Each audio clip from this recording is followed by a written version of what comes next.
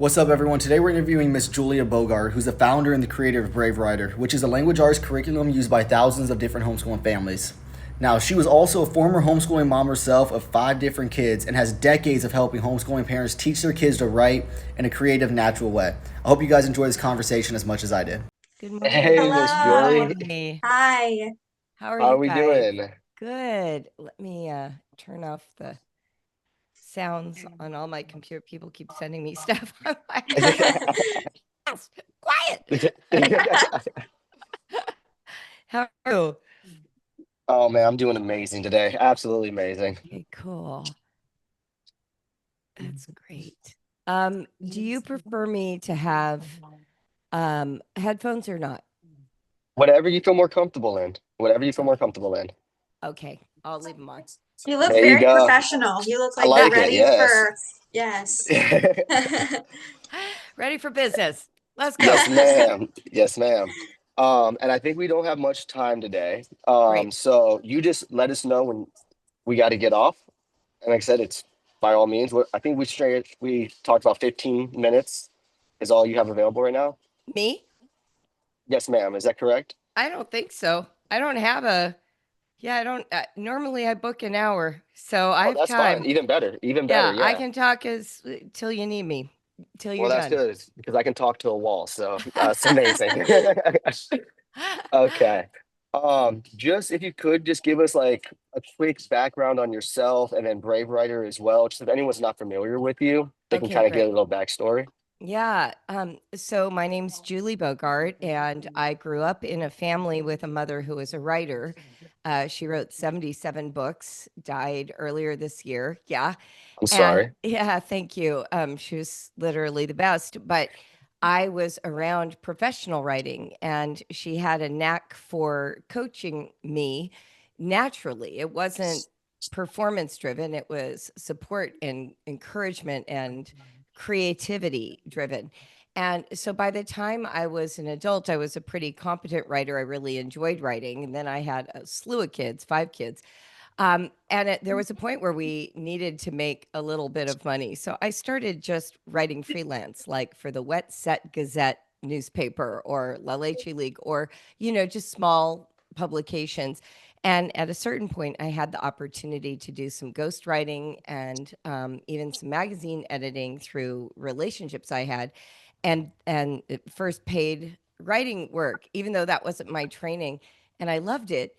And what it turned out to be is I was coaching other people to become better at writing, like adults who wanted to be published, songwriters or people who were not writers who needed their writing turned into something readable. It was about that time, though, that the internet threw its doors open and all the homeschoolers rushed in because we all wanted to meet each other. And I was reading all of these posts on these discussion boards and noticing that the writing materials most homeschoolers used mimicked what was done in school.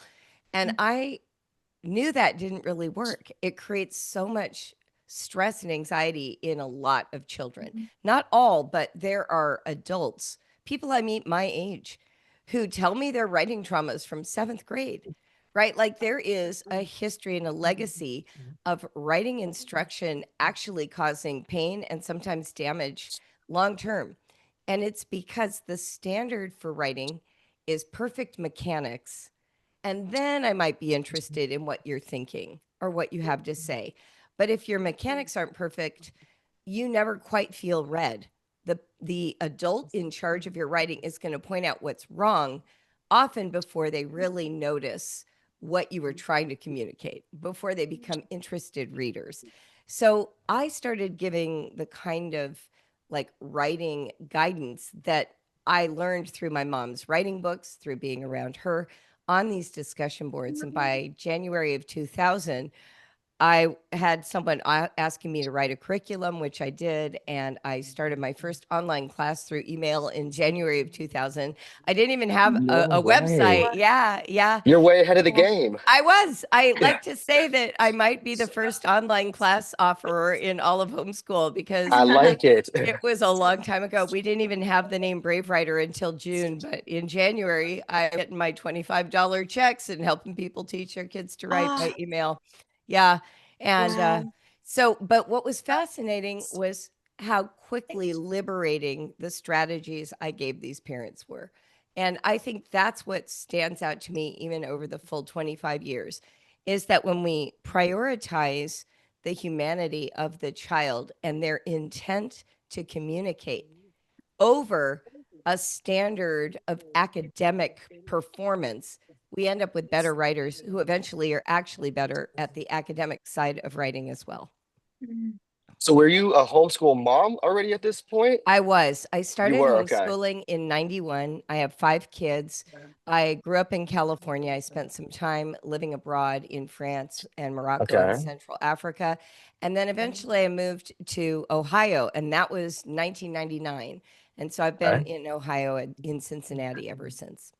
What kind of gave you the inkling to go ahead and homeschool compared to just sending them through the normal traditional schools? Fabulous question. So I was living abroad at the time in North Africa, and a lot of my peer group, who were just a little older than me, were homeschooling rather than sending their kids to the Okay. public schools in Morocco.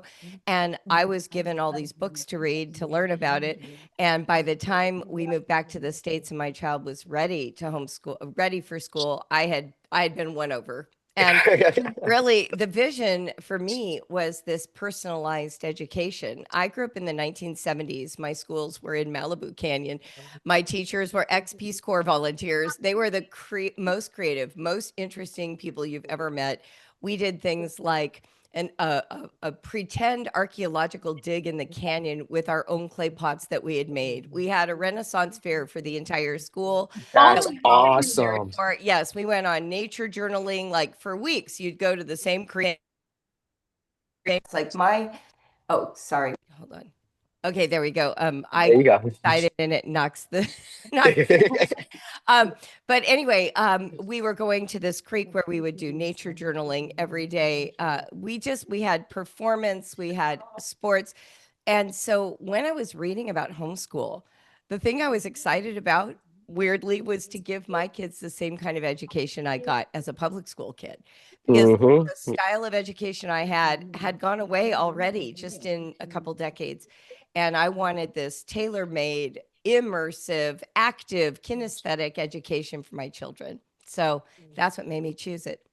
Man, that's awesome. And it's a shame that that structure, not the structure, but the way they were doing it before was lost because I'm sure even as a kid, you going and having those, we're going to the creek or going into nature, you're immersing yourself into this different surroundings. Your brain's at that age where it's trying to develop. It's open for all the different information. Totally. So I mean, it's a shame that it's not here anymore, but that is something that I think is missing right now. Um, can you do just us a favor and just share? And also, I don't know if you guys can hear the music. A little That's bit. if it gets too bad, just let me know and I'll relocate. But if you could just like touch on like kind of how Brave Writer goes about teaching and like showing the parents and like wow, Yeah. what the skills you need. Yeah, definitely. You know, my newest book, Help My Kid Hates Writing, is sort of a consolidation of the pedagogy of Brave Writer that I've learned over the last 30 years, really. And the basic frame is this: we write for ourselves first, and secondly, for a reader. That's really the thesis. And the reason I think it's important to start there is that that is not what kids think writing is for. They start thinking it's for a teacher, it's for a Hmm. school, it's for a grade. Yeah. That's Mhm. they do not start by thinking what's living inside me that needs to come out and be recorded so I can see what my thinking is. That's not where they start. In fact, most kids when they're asked to write, their immediate thought is, what does the person asking me to write want me to say? They're Mhm. like guessing the imagination of a teacher, or they're Yeah. guessing the imagined outcome of an assignment. So they're wondering what the curriculum writer had in mind. But that is not the origin story for writing. The whole purpose of writing is actually to put your own thoughts into coherent language, to kind of externalize your brain so you can take a third party look at your own thinking. And when we start there, we wind up with much more authentic ideas. And I'll give you an example. I have a little boy that started with me back in 2000. He's probably married 3 kids now, right? But he was like 11 when we were working together. And I was teaching this practice that we love to teach called free writing. Free writing is where you don't pay attention to grammar, spelling, or punctuation. You allow your mind to simply think thoughts, and your hand is the secretary. It is just writing down the exact ticker tape of ideas as they come out of the brain. So this sweet little boy started out by writing, "This is stupid. This is dumb. I hate this. I want to go play with my dog. I want to go get on a computer. I want to go outside." Okay? Oh That's, my gosh. yeah, that's his first piece of writing. And his mother immediately wrote me back in all caps, "Help. I don't want to hurt this. What do I say?" Goodness. And I said, the first thing you want to say to your child is thank you. Thank you for writing. Thank you for following your own thoughts. Thank you for risking telling me the truth. Thank you for telling the truth. Also, I want all of you to notice that this writing started with, "I think this is stupid. I think this is dumb," but he got bored. And now he's like, "I want to go shoot my gun. I want to go on the computer. I want to go play with my dog." Like, he pivoted. So 2 days later, she asked him to free write again. And this time he wrote about going camping with his dad into the mountains of Colorado. They did bear hunting. It got a little graphic, but it was super real. It was very Wow. his life, his story, and I thought, well, this is why he's not writing about the American Revolution. He wants to write about these awesome camping trips he takes with his dad and his dog. That's what he wants to write about. And until you allowed him to show you what was truly inside, he didn't know if he could risk it. He's not going to put his favorite thing he's ever done with his father on paper only to have you say you misspelled bear, right? That nobody's going to do that. That's way too risky. What kids get taught in school is dumb down the content to match your mechanics so you don't get a bad grade. And that is not what writing is.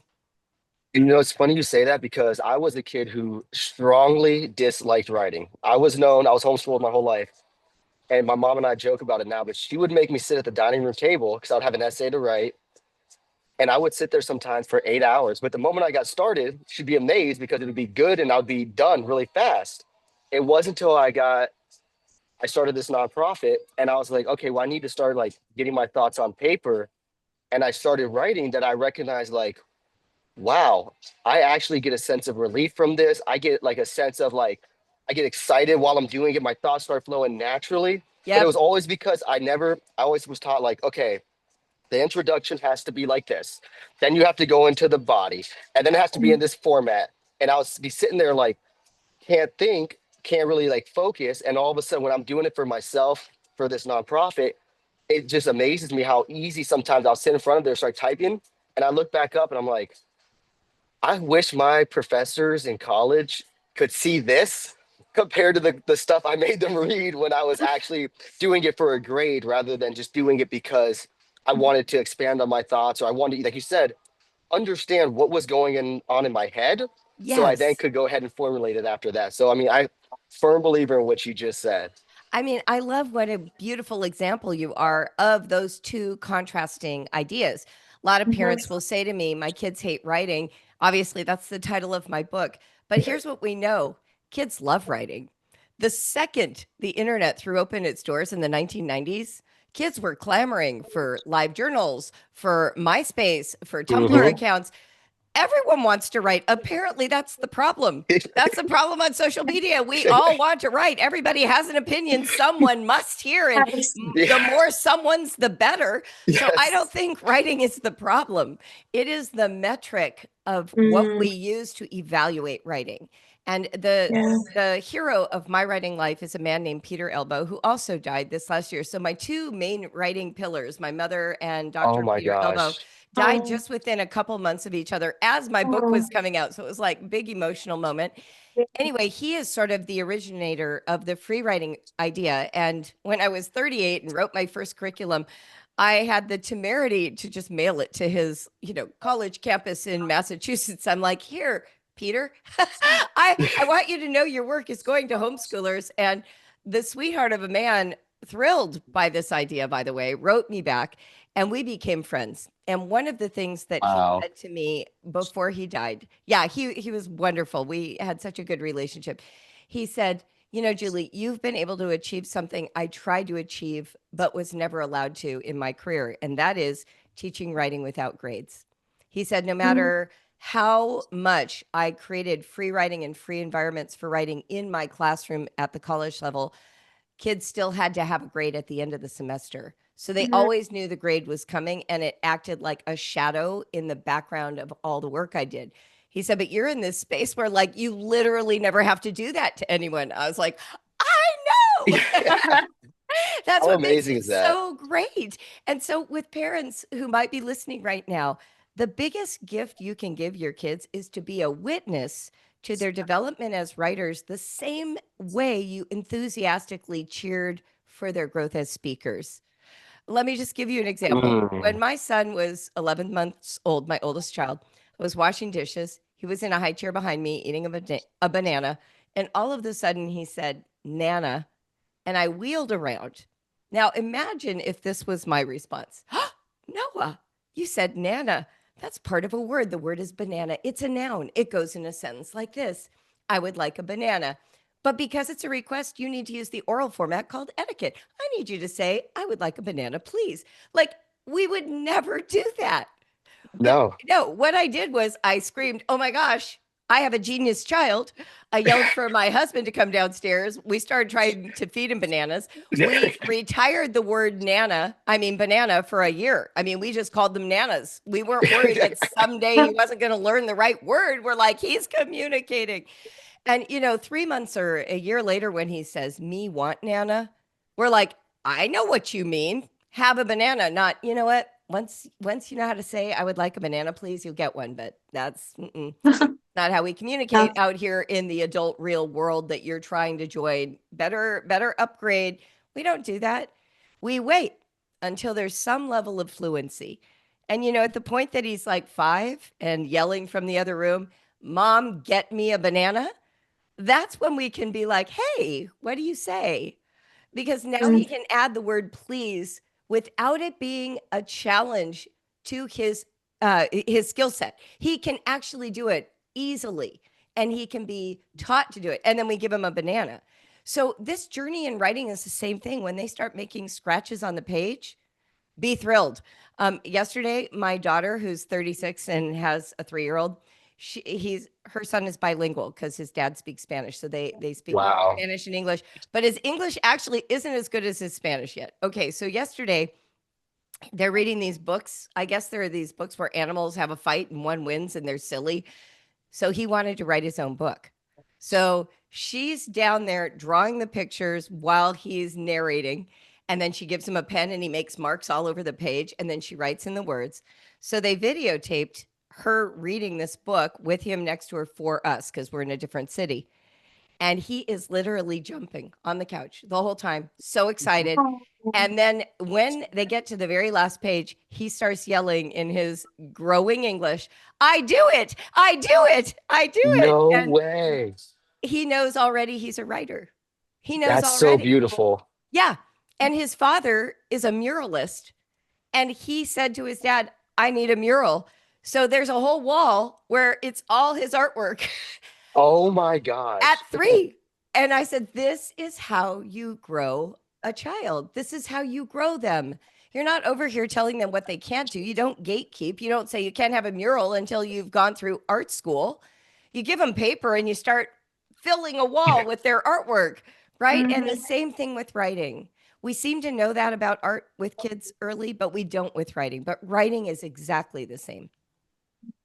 So where do you think that because writing is an art in my mind. Yes. Where do you think that kind of got lost to where now it's so structured rather than having the 3-year-old who's showing it? How many 3-year-olds are jumping on a couch about their writing? You know what I mean? Right. That Exactly. I think the thing that happened in school, the mechanics do matter. I'm not trying to say they don't matter at all, but of I course. like to teach the mechanics using someone else's writing, not a child's original writing. And I think that's where they made the mistake. They got interested in perfecting a child's self-expression and they thought, "Well, here's the way we teach where to put a comma." And so the teacher is in evaluator mode. But imagine like teaching a kid how to play a sport where they didn't have any practice. Like every single time they got on the basketball court, it was a game, and they got benched if they missed a shot, or they got a grade at the end. Well, that you were a C player. I mean, that's just not how coaching works. Writing Nah. needs a coach, needs a coach. You can have a referee, but the referee is just enforcing the rules of the game. It isn't about coaching. So, what I recommend in my book, I have a whole chapter called Coach or Referee. I try to help parents know first how to coach that self expression. And then we actually teach kids how to edit their own writing with like the parent as the backup. So the child takes the skills they currently have and they apply them to their own draft. But we don't expect that to come out in the draft. You need a little distance, you need a little support. One of the things, for example, I did with my kids, they'd do a free write. We'd take a day or two away. They'd come back and reread it. And as they were reading it, I would say these words: make sure you like all your spelling and punctuation choices before I see it. I don't say fix your mistakes. I'm like, just Yep. make sure you like your choices, because punctuation is flexible and sometimes they've spelled a word correctly, but it was a homophone. It was the wrong word. So make sure you know that the piece you finished matches what you know so far. And in some cases, I would even help them create a little note card like, okay, what are things you can reliably identify in your own writing? Well, capital letters at the start of a sentence. Perfect. Let's put that on there. Okay, I know you're struggling with the word because right now. So here's the correct spelling so you can compare as you go through. And you want to make sure there are end marks? Great. Okay, we'll make sure that there's either a period or a question mark. And you give them the note card and say, now read this piece that you wrote and just do these. Double check all of these. And don't worry about everything else because you don't know how to do it yet. That's a way to grow. You want them to grow. You don't just want to evaluate. And part of the way we grow those skills in Brave Writer is through the practices of copy work and dictation. Did you ever do those, Dave? Like when you were a homeschooled kid? No, ma'am. No, ma'am. Well, Okay. I actually went through FOBS. So I was actually, I don't know if you know, if you're familiar with that curriculum is. Just imagine it's like Florida's public Got it. school system, but online. Now, my mom's biggest regret is that she did that and not regular homeschooling, but Yeah. she worked full time while we were doing it at the house. So for Wow. her, it was our way of being home, doing it. But Yep. I followed, like I said, I did not like it because it was so structured. There was nothing what you're talking about. Right. Right. So that's really school at home, right? That was more Yep, like that's that model. Yes, exactly. school at home. And so one of the things about this model, this copy work and dictation model, is that you're going to take a passage from a book that you're reading to your kids. It can be Charlotte's Web, it can be, something modern, but it's a book that you're reading aloud and you're using passages for them to handwrite in their own handwriting. So they're reading the words and they're copying them. Okay. What they're doing when they do that is they're hearing the correct syntax of a sentence by a good writer. But what they're making sure is that they're including all of those marks. And so, because their brain is reading a meaningful sentence, they are now starting to internalize what those marks do. So, for instance, when I teach kids how to learn commas, we take a passage from a book that has some commas in it. And the first thing I do is I read the passage correctly. Then we go through and we add commas after every single word. And now I'm like, okay, read this sentence obeying the commas. So now the sentence is like, the dog chased the squirrel because of commas. And they start laughing. They're like, oh, that sounds silly, right? Then we take all the commas out and I say, okay, now we're going to read it with no commas. And these long sentences that have commas, you have to like, I always was very dramatic, but I'd be like, okay, whew. And then I would just like race through the sentence, the dog chased the squirrel and the blah, blah, blah. You're just like racing through the sentence. So after you've done that twice, then you hand this blank sentence to your kids and you're like, read it the way it should sound and put a comma when you notice that you pause just for a moment. And it is crazy how often they can do it. They know exactly where it should go. And so for the first time, this little curve that's sitting down at the bottom of that line suddenly shows up in their eyes. But until then, it doesn't. We're over here saying you have to add a comma. Here are the rules, telling them to keep the rules in their brain when they could just be guided by their own inflection for the most part. I mean, there are a Of few course. instances that are different than that. But what I love about Peter Elbow, and this is like the little epigraph in my book, so I want to read it because I think it's just like the perfect quote. He says, "Everyone with a native language has what it takes to write well and punctuate adequately." And that's the truth. You know, Is the Chicago style of manual of style for grammar and punctuation is 1,000 pages. It's 1,000 pages. Nobody knows all the rules for writing. Oh, So all we need basically are end marks, commas, some familiarity with em dashes, colons, and semicolons, when to capitalize. That's about it. And that's what most people use for their whole lives. So why are we making such a big deal out of it? And now with Grammarly or spell check or whatever, that even yeah. becomes less interesting and less important. But you know, in the 1950s, everybody was handwriting everything. So penmanship had to be very legible. They were in charge of their own punctuation, and the standard was different because so much of it rested on the shoulders of the writer. If anything, we should feel more liberated because we have these tools that support us and even teach us. Yeah. now Miss Bethany, I know it says David, but her name is. We are not both David. She is Miss Bethany. She's a beautiful writer. Love Um, that. did you And happen to do that on your homeschooling journey? I was trying to think if I did either of those things because we used a couple different programs. I'll have to ask my mom. She'll remember because it's been a while. But I did take a creative writing class in co-op, and that was eighth grade to probably around 10th grade. I took that every year. Love that. Changed my life. It really did. I actually ended up going to college for communications, but then my minor was in writing. Oh my And gosh. that I will say everything you're saying, like the emphasis on mechanics, it kind of burned me out till I graduated from college because, well, I was in professional and technical writing. So that's a major emphasis on mechanics. I mean, And certainly. yeah. And so we use like APA style. I had to learn Yes. all the different, and I think it almost, like I have to think about my time at co-op and be like, that's the writer who I really want to be because I Yes. loved it. And Yes. now I think it just, I don't know, it's sort of, yeah, I guess it burned me out by like junior year. I was so tired of writing because it was just this constant emphasis on mechanics and just Right. how to do it well, not even really write what I love, but doing it well to get a good grade. So that was Yes. really, I really appreciated that you shared all that. Yeah, and you know, I my husband at the time, he worked as a technical writer, and absolutely, like, those skills are Mm-hmm. essential.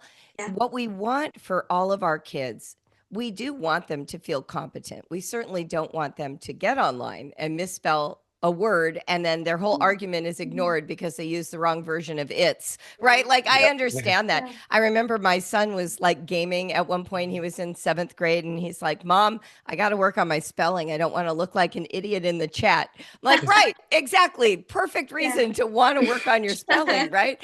So I think sometimes even just that reminder for kids that the real Mhm. world is not kind.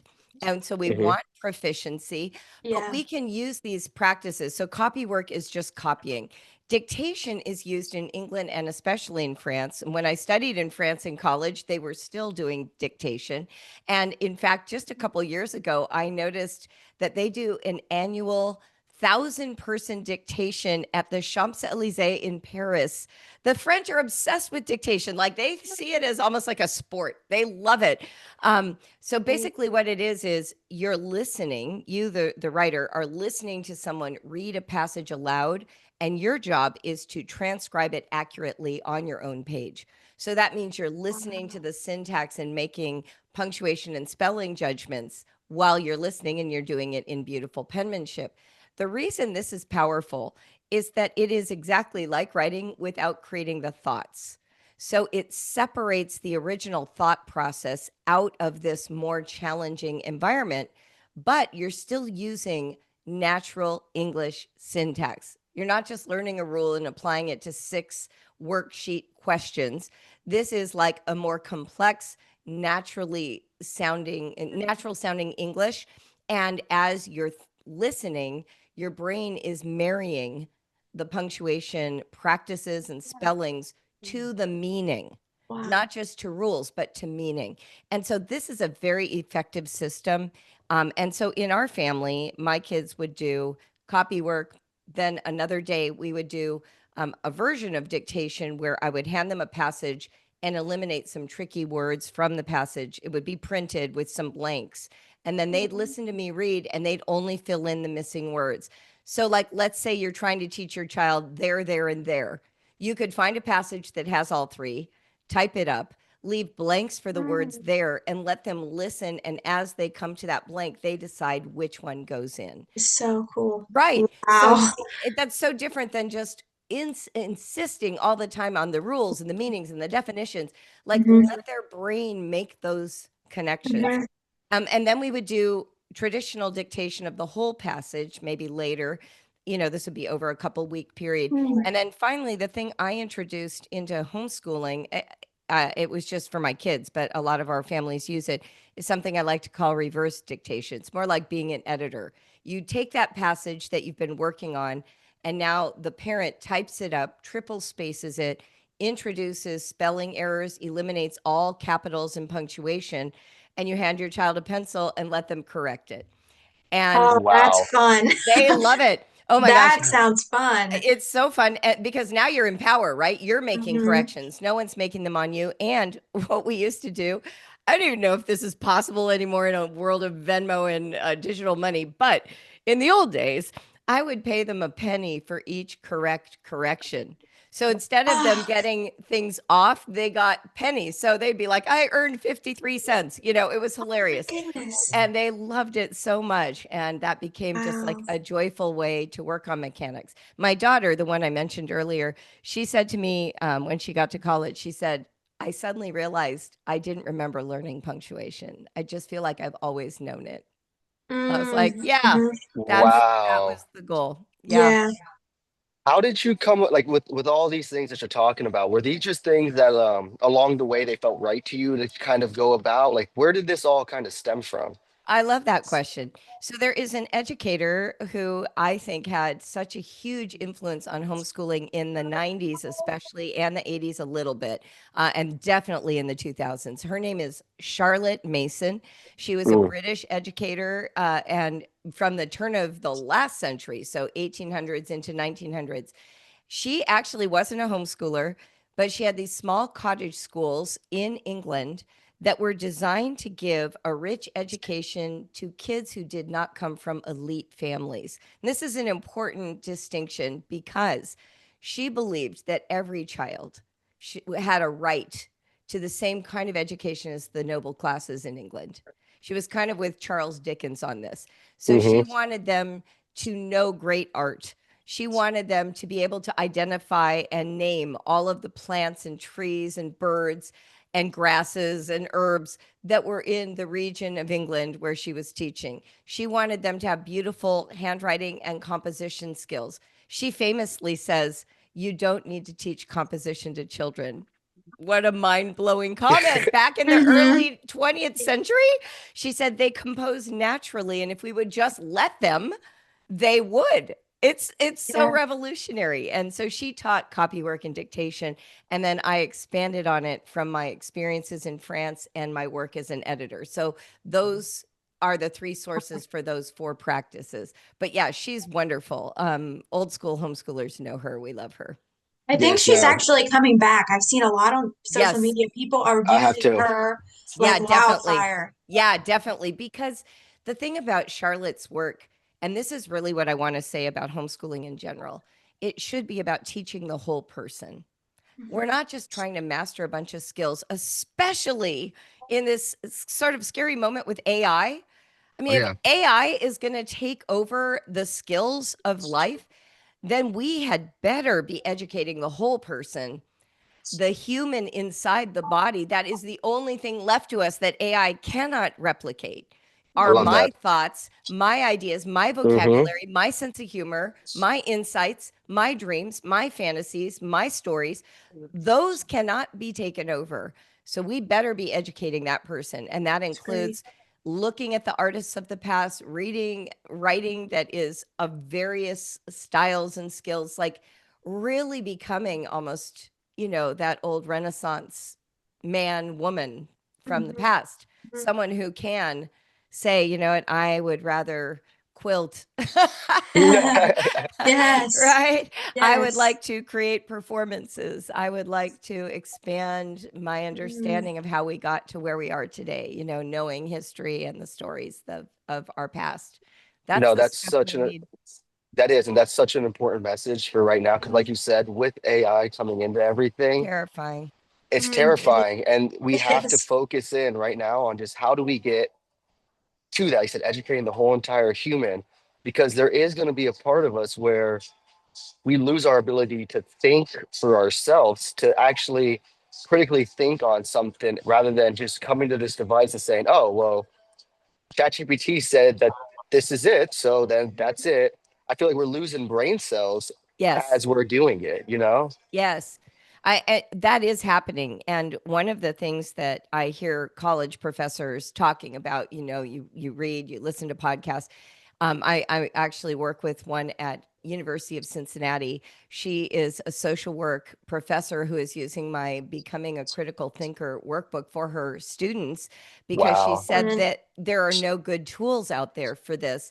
But here's what's happening in colleges with AI. Students are actually smart to use it under these conditions. If you have a GPA tied to your scholarship money, your job is to ensure that you keep that scholarship. And Yes, ma'am. if ChatGPT can write a better essay than you to ensure that you get an A, who is not making that calculus? Are you really going to risk money?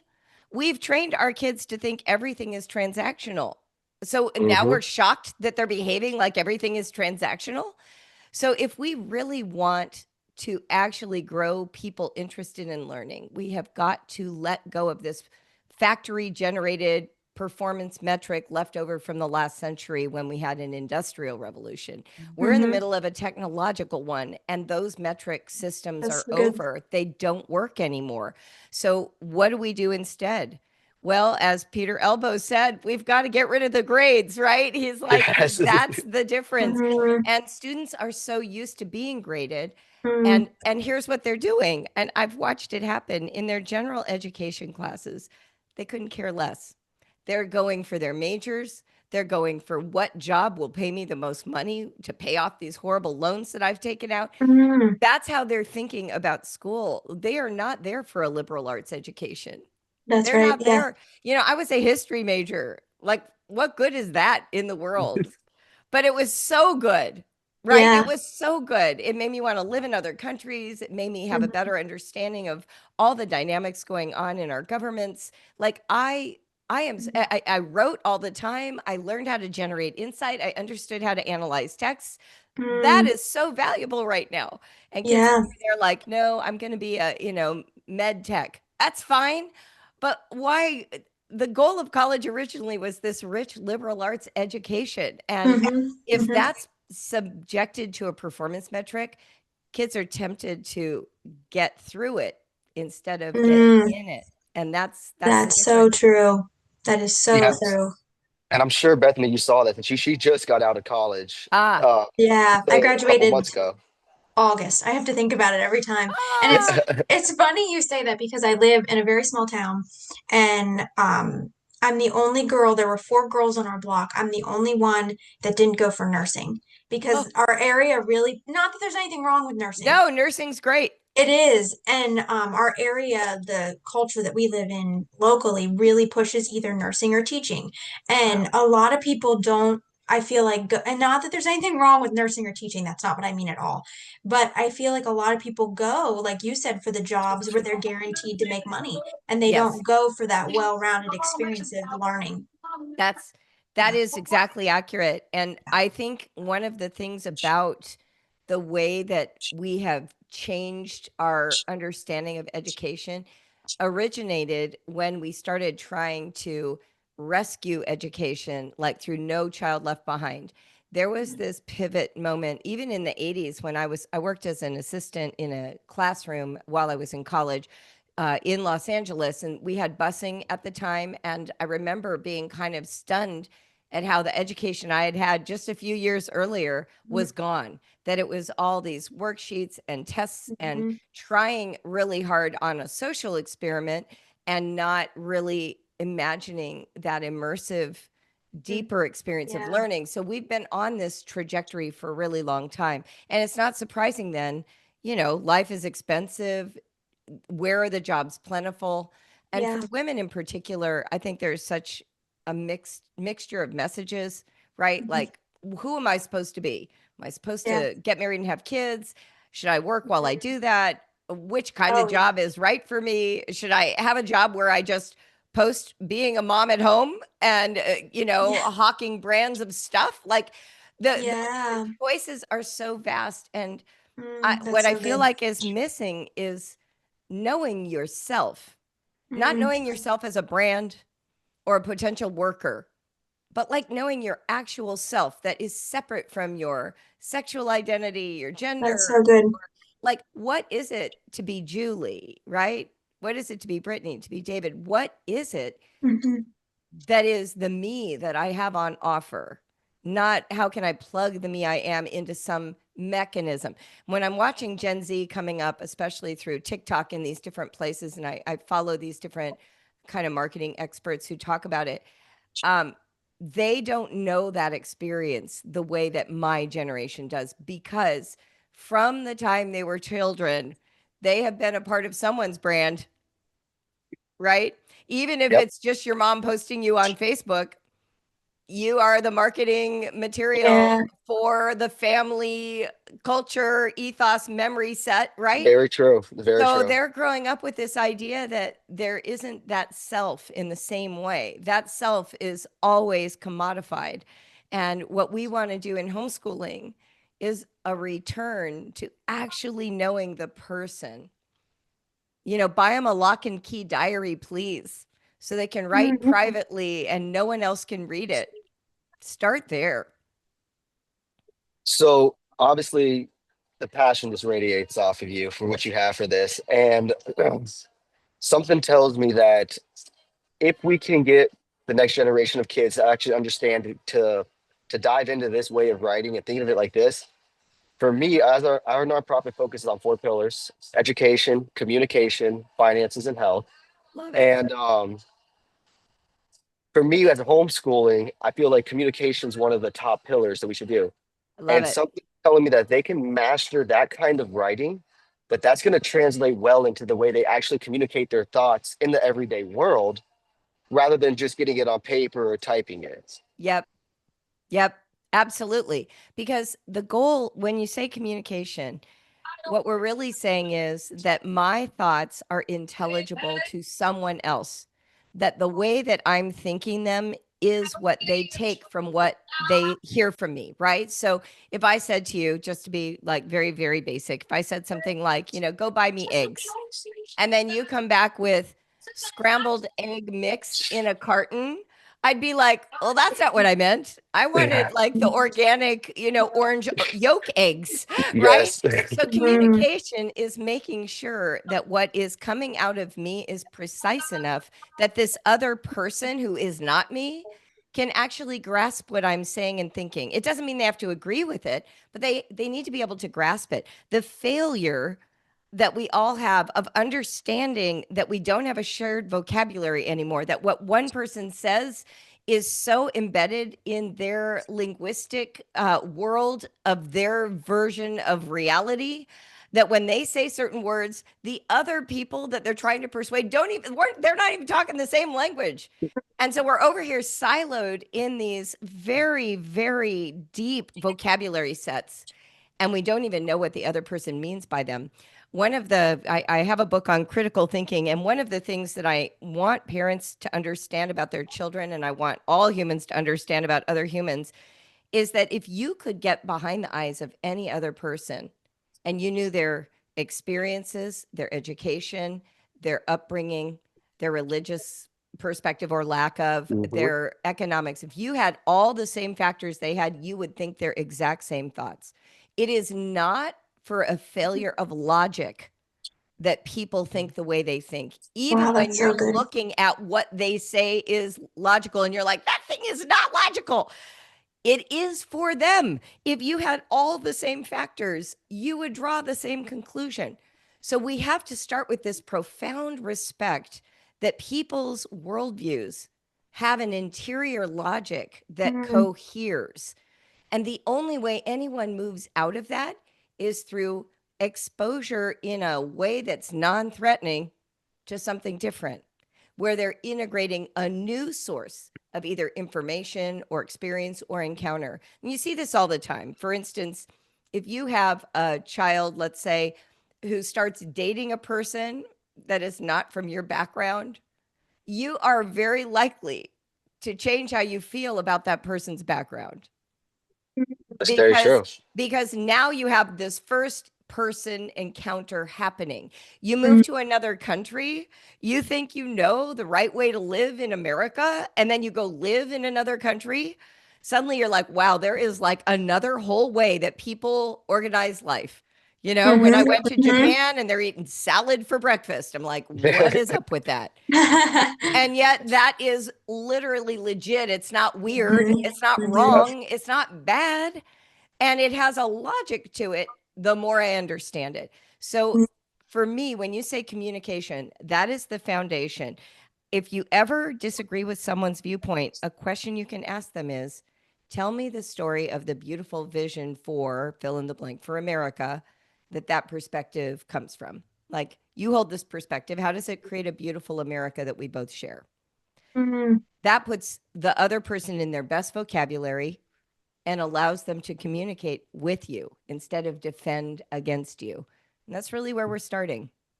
It's crazy you said that because I'm actually at my gym has like I'm on the top floor here, but in the bottom they have a cafe. And I'm working with my buddy Adam, who's editing the videos that we're making for our communication class that we're giving to our parents. The video I left off on before I came up here, I was the one that I talk about that you cannot judge someone based on their beliefs because you have to understand that if you were in their shoes, you Yes. went through all those experiences, that you would be having those same exact thoughts for those same exact reasons. And it Gosh. shouldn't, you got to come from a place of opening yourself up to understand why are they coming from here? What created this thought? And also opening yourself up to, hey, maybe I'm wrong and allow that information to settle in. Now you can decide at the end, hey, I disagree or I agree, but you have to come from that place of understanding that they have those thoughts and those beliefs because the same exact reason you have your thoughts and your beliefs, Oh you my know? God. And You're it's so so far ahead. the coincidence is just crazy because that was the video I left off on I before love I it. walked up here. And you said that, and I was like, You wow, are that so on the right track. And just the thing is, those beliefs that we all choose for ourselves, when we change them, there are consequences. And so the invisible cost of being open to another belief is what's controlling our inability to be open. So for love that. instance, if you change a perspective and you're in a certain religious community, you'll probably be kicked out. If Yes. you are in a family and there is polarity, you might not get invited back to dinner. People can lose jobs for changing their perspectives. But the main thing that people lose is friends. And we Mm. all love our people. We don't want to lose Yeah. our people. So there's an invisible tally that a person is making. They're like, how much of this am I allowed to let myself consider before I start losing the people that make me have a happy life? Will I I lose my never thought marriage? about Will that. I lose my children? Will I lose Wow. my community? I mean, I've been kicked out of a bunch of homeschool organizations just because back in the blogging era, I was exploring new thoughts and ideas politically and spiritually. I got kicked out. Someone was reading Mhm. along, reported me. These No way. are, oh, yeah. Wow. Oh, yeah. Yeah. So there is Mhm. a real cost to being That's true. open to a different perspective. We owe it to the people that we love and the people we don't know yet to be open. But it's very hard to be because people love belonging. Community and loyalty to a group is very powerful. It's embedded in our DNA, really. That's right. It's That's right. and I never considered that. And I can even think back to myself that invisible tally that's going on in your head Exactly. when you're coming into new beliefs. 'Cause rather than just being able to say, hey, coming here at a neutral spot, there is that little counter that's ticking. Okay, is this going to risk that? Is this, and I never considered that until you just said it. That is absolutely amazing. That's amazing. Absolutely Agreed. amazing. So when it comes to parents, because that's obviously our audience and that's who we're speaking to, what are some things that you can do to like just encourage them to gain confidence in themselves that as homeschooling parents, Love they this are question. able to educate their kid and make their kid become a great writer rather than relying on somebody else that's been through that structure and Mm. maybe has all those degrees? What can you tell them or speak to them on that right there? It's such a great question. I think the big crisis in homeschooling right now is a lack of confidence in the parent. And I don't know if it's because you are being given so many role models to follow and you can't sort of decide between them. You know, you're online, you're scrolling through Instagram, you're reading your Facebook groups, and you're trying to figure out, could I actually give this awesome childhood to my kids? Mhm. What I want to say is this: you homeschooled for a reason. There's a reason you took them out. Always go back to that reason. Yes, And ma'am. and don't worry so much about keeping up with the school. In fact, I recommend ignoring school, ignoring those standards, and allowing your kids to learn. But the best way you can help them learn is if you're learning too. So I go love get a that. hobby, do something interesting. I always say when you find yourself frustrated with your kids, go take up knitting. Right? Don't talk Yep. to your Yep. kids. Go learn something you don't know how to do, because the second you do, you will start to understand why they're frustrated, why they're not cooperating. I have a book called The Brave Learner that talks about these 12 forces that create a great experience of learning. But the first group of four are the forces of enchantment. These are surprise, mystery, risk, and adventure. If your homeschooling feels boring, if your kids are resistant, you're going to need a little more surprise, a little more mystery, some risks, and some adventures. And these are things you cannot do in school. Like go ahead and use the knives, right? I always say if your kids are bored, tell them to start, a bonfire in the backyard. They will instantly get off the computer. Like you cannot ask a child to get off the computer to sit on the couch. But if you hand them, a power drill or you give them a hammer, they will get off. Yep. There is not enough risk and adventure in the physical three-dimensional world for kids, so they find it online. And with homeschooling, you have time for all of that. Go on the nature hike, get binoculars for everyone, bring field guides that are books, not just your phone. Hmm. Help your children feel like they are a part of the world around them, and that will help them learn. When we used to do times tables, we threw a frisbee. We took a break and played soccer in the backyard every day. When we did spelling, just like rote spelling, we did it on the trampoline. Like get away from the Wow. kitchen table and be active with your children in the learning process. Mhm. Do something that's So hard good. for you, and you will start to understand your kids. No, that's so true. Like what we always try to harp on is, like you said, there is a reason why you thought this was a better path. Yes, And 99% of the times, that reason why is going to be different for everyone, but it is right for you. You need to just remember that. And then when it comes to the confidence in educating them, no teacher, no school system is going to care at the end of the day as much as you care for your own so child, true. you know? Absolutely. So just understand that, especially in today's world, there are so many resources, great people like you writing books, providing instruction, giving the information that's needed that you can tune into. But what I like the most that you said was go learn something new yourself. For me, not only are you understanding now what the kid is going through, you're living it, you're understanding it, but you're also setting that example that they get to Totally. see you struggle. They get to see you get upset when you're knitting and it's not coming out the way you want. And you keep going until all of a sudden you have this beautiful quilt that's made, but they get to see you go through that process. And as kids, I mean, I can't speak for everyone, but I feel like most kids do look at their parents as their role models. Oh, If you're setting 100%. it right, so if you're setting that example, whether it's you're trying to learn a new language, you're quilting, maybe you're trying to write a book, whatever it is, if they see you struggling and you pushing through, they will correlate that to their own experience. And I believe that that will make it a little easier for both the parents and the kids to recognize that, hey, this is a part of life. We should never stop learning. We should never stop growing as people. And if you can just grasp that, hey, this is a part of me becoming better, then it makes it so much easier going through the rest of the process. Well, and also kids think adults are cool. So if That's an so adult true. is doing something, it must be the cool thing to do. So So true. so I remember like I got really interested in Jane Austen in my 30s. Okay. I had never read her books. So I just right in the middle of the homeschooling day just started watching all of the Jane Austen movies. I didn't tell them this is Mhm. for them. This was for me, Colin Firth. Like I'm gonna watch these now when I'm awake. And my kids like fell in love with Jane Austen because of me. Same thing with Shakespeare. Same thing with art. I Wow. started being interested in learning about art. I wanted to understand the history of art. All my kids love art now. But it's not because I thought they need to learn art. I wanted to learn it, and then they were along for the ride. What you're doing is cool. These dads who know how to like build houses from scratch. Yes. You think your kids don't think that's like the coolest thing on the planet? It Yes. is. You're a marathon runner. Your kids are going to run with you. I have a friend who she and her husband were runners and she had 4 adult kids. They were homeschooled. And when they were like going off to college talking about like finding a husband or a wife, they all said, well, I can't marry someone who doesn't run. Like that was like the key criteria for getting married was finding a runner. Like this is you don't know the culture you're creating, but who you are. I have another friend. She's like, "Gosh, Julie, your kids really know Shakespeare and poetry and my kids don't at all." I said, her name was Julie also. I said, "Julie, are you kidding me? You just told me your daughter crossbreeds fish in your local creek. Mine can't even keep Wow. a goldfish alive.